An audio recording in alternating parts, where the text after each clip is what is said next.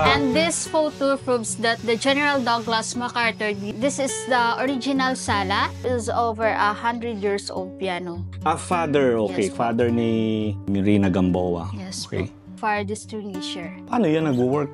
Ba, may atay bed kayo. Yes po. Oh, wow. Okay, nagbabalik na naman tayo dito sa Bacolod City, mga kaisubero. And grabing init dito. Dito ulit tayo naka-check-in sa Central Block Inn, dito mismo sa Bacolod City. And so from Bacolod Silay Airport, dumiretso tayo dito sa hotel kung saan ako naka-check-in. Tapos ngayon, diretso ulit tayo sa Silay dahil meron tayong pupuntahan na isang well-preserved heritage house na ginawa nilang events place, bed and breakfast. Ayan, samahan nyo ako, bisitahin natin ang Casa Gamboa sa Silay City.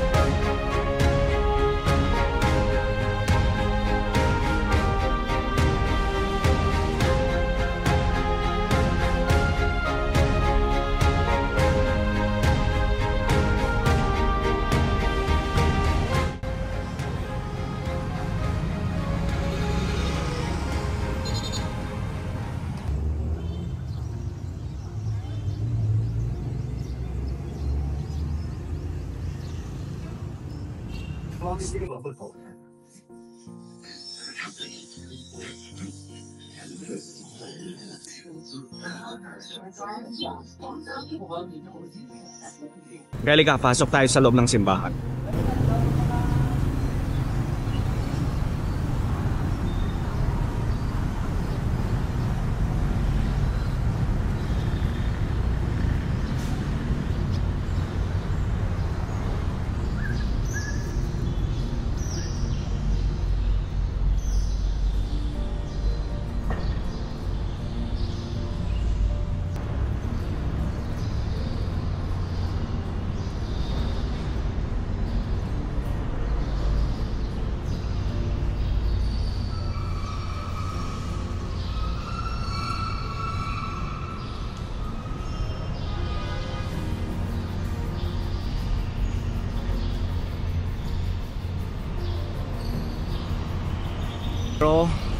So bale, ito yung bibisitahin natin, ang Casa A. Gamboa. Isa sa mga well-preserved, well-maintained na heritage house dito nga sa Silay City. Ikapasok tayo ng gate. So diretso na raw tayo sa loob. Init? So grabing init dito, pero kapag hapon daw, umuulan na. So, samantalahin na natin habang mainit pa, no? So, ilang beses na tayong nagpunta rito sa Silay City para mag-feature ng mga lumang bahay. So, ito na yung 5th time natin na balik dito sa Silay, ano? And, isa itong Casa A. Gamboa ang hindi ko pa na-feature. Ayan na si Miss Rose. Wala si Miss Rina, no? Kaya binilin na lang niya ako sa'yo. Kayo po si Miss Rose. Hello, Miss Rose. Ayan, so kasama natin si Miss Rose, isa sa mga tour guide dito nga sa Casa A. Gamboa. Hello, ma'am. Hello po, good afternoon. Okay, so welcome to Casa A. Gamboa. Casa A. Gamboa was built in 1939, owned by Aguinaldo Severino Gamboa and his wife, Dr. Alicia Lucero. This house was built by Alicia's brother, Edmundo. A professor from St. Benel described this house as a pre-war American-style chateau. If you're going to search those words, you can see many houses with stone posts like that. So, anong pangalan uli yung mga nag-build? Yung mag-asawa? Sino po sila? Sa Aguinaldo Severino Gamboa and Dr. Alicia Lucero. So, pang ilang generation na yung owner ng bahay? This house is a 3rd generation owner. Okay. 3rd generation na. Ito po yung mga stone posts. Ito po. Ayan pa rin yun? Yes po. Okay, so driveway na tinatawag. This house has a history in it when General Douglas MacArthur came back from the Philippines to help the Filipino to be free from the Japanese. Ito siya. And this photo proves that the General Douglas MacArthur did come here. Oo. Itong hagdan kung saan sila bumababa, dito mismo, kung saan tayo naroroon. Yan o. Tapos yan yung ilaw o. Same pa rin ano? Yes po. Tapos yan yung hagdan, pababa. Kasi hinihintay na sila nung kanilang sasakyan dito sa baba. Okay, so itong mostly original. Yes Walang po. binago, no? Wala po. Nirenovate lang po ng konti yung may mga sira-sira na this house is still original po po. Okay, still original. And so by the way, gusto kong magpasalamat kay Miss Rina Gamboa sa pag-allow sa atin na may feature ang Casa A Gamboa, no? Ayan. So ito yung pinaka-sala. Living. This is the original sala. These two chairs are called ambassador chair. Ambassador's chair. Oh. And this is a rolling bar. Rolling bar. Yes. This rolling bar is brought from Sears Roebuck. Sears Roebuck is a catalog where you can see many things and buy from the United States.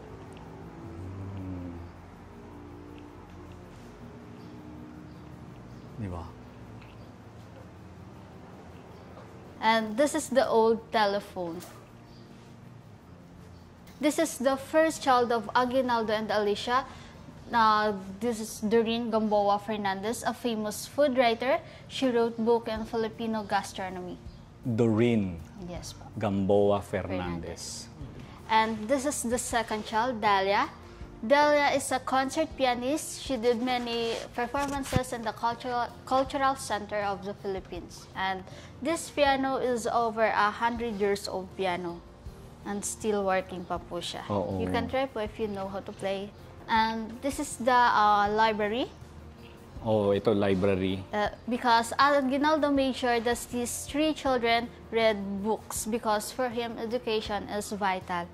And we also have a book of Dr. Jose Rizal, El Filibusterismo and Noli Me Tangere. But this book is a photocopy. Photocopy. If you can see po, Spanish po yung... Oo nga, Spanish. Yes po.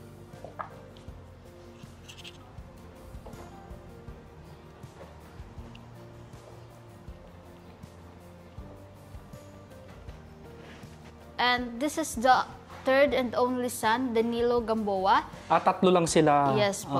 Okay. Danilo Gamboa is a Reserve Philippine Marine Corps. He is also a farmer. He took over the family farm business when Aguinaldo passed away in year 1960. Ito po yung father ni Miss Rina. Father, okay. Yes po. Father ni Miss Rina. Ayan, Rina Gamboa. Yes Okay. po. Yung nasa taas, ma'am, sino po yun?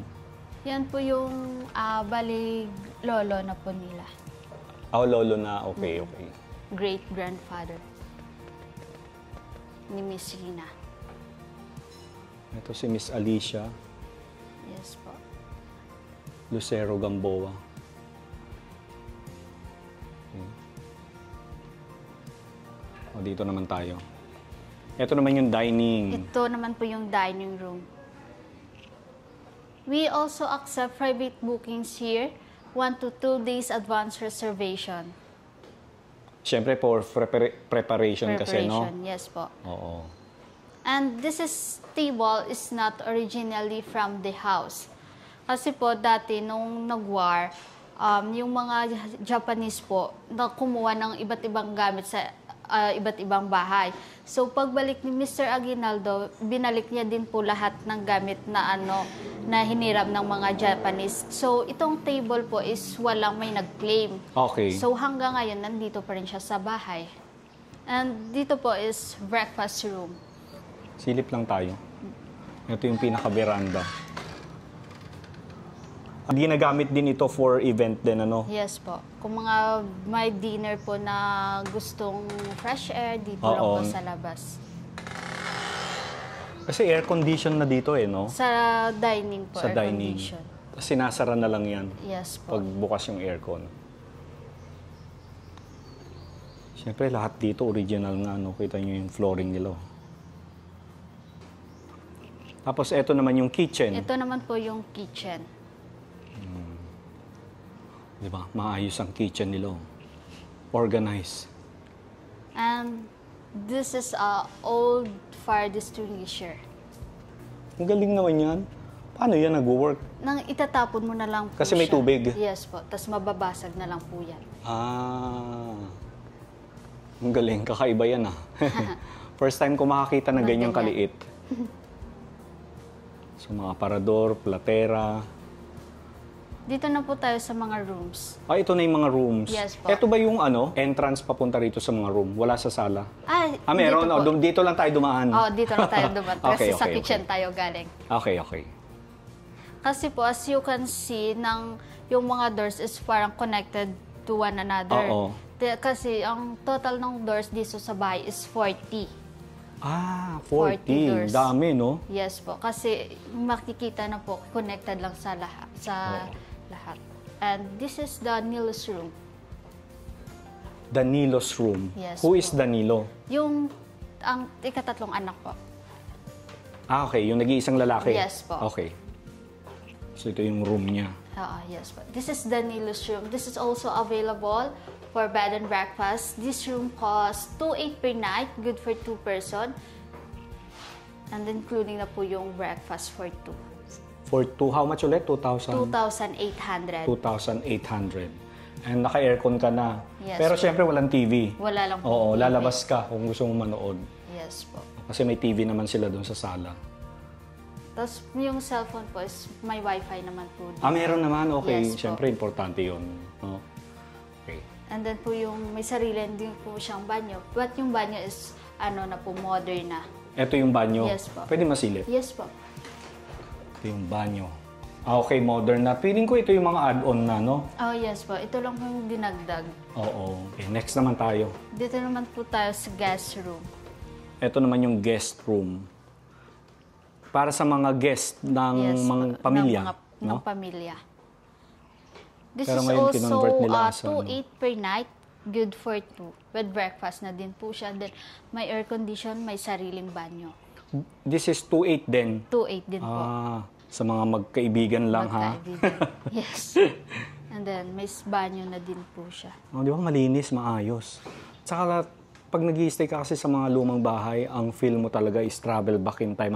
Yes po. Yung titira ka sa simpleng bahay lang, hindi modern. Ito yung banyo. Yes po. Yung Ito na yung parang common banyo nila kasi connected siya sa kabilang sa room. kabila. No? Pero may common banyo din po kami na bagong gawa. Ayan ang dyan sa labas. Yes Oo. po. Diba? Okay, next naman tayo. Ito po yung room ni Duran and Dahlia. Yung dalawang babae. Yung dalawang magkasama babae. na sila. Yes po.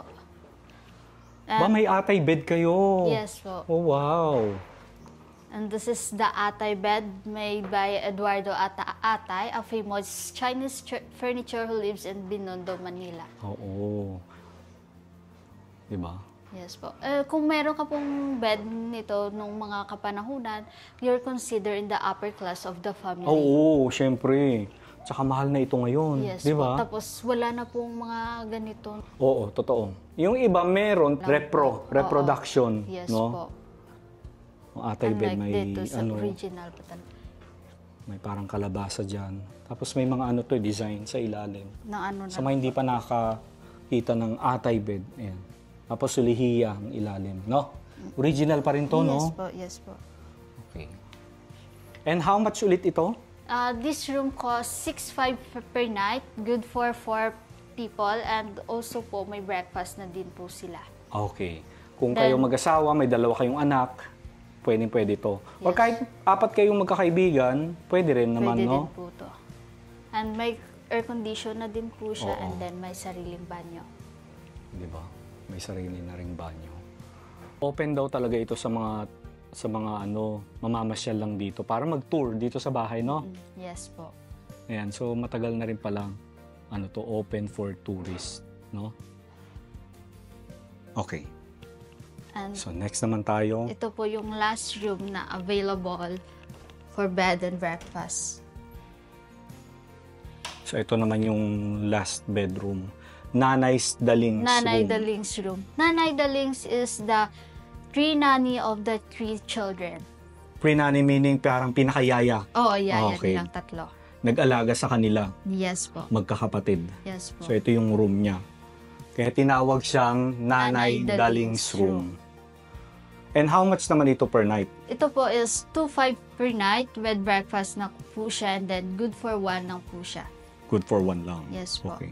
At may sarili siyang May sarili din po Banyo. banyo. Oo. Ayan. Ito yung banyo. And this room po is also connected sa guest room. Okay. Bubuksan lang yan. Bubuksan lang po to tapos pwede ka nang pumunta sa guest room. Oo. Nandito ka lang dumadaan. Ito na Ito na ulit yung Yes pinanggalingan po. natin. Yes Ito po. kasi yung library, di ba kanina? Yes po. Ito po yung kasi, library. sabi ko po, meron tong 40 doors. Ito na po yung mga connected doors. Okay. Kaya pala ang dami-dami, no? Yes po. Daan ulit tayo dito sa library. Library room. Kayo din ang gumawa Yes nito. po. Itong pinaka-chandelier. Yes po. Di ba yung horn yan ng kalabaw? Ng kalabaw. Oo. Siya Dr. Alicia. Is from Nueva Ecija and then siya po yung first physician na base dito sa Negros. That's why po nakilala din po siya ni Mr. Aguinaldo. Ng kanyang asawa. Okay, so dito sa Casa A. Gamboa, meron silang coffee shop dito sa baba. Ito daw ay dati nilang stock room, pero ngayon ginawa nilang coffee shop. Yan. Oo nga. Oh, so kailan lang ito ginawang coffee shop, Miss Rose? Nitong year, last year po pinagawa namin pero nitong year lang po na-open. Diba? Ingat lang tayo dun sa ceiling, medyo mababa. Buti na lang maliit lang tayo. So ito, Yan na po yung showroom namin ng mga handmade handicrafts. handmade handicrafts. Yes po. Kami lang din mismo Kayo yan. lang? Talaga, nakakatuwa naman. Made of resin and fiberglass lang po siya. Oo. At lahat ito, ibinibenta nyo, syempre. Yes po. No? That's for sale.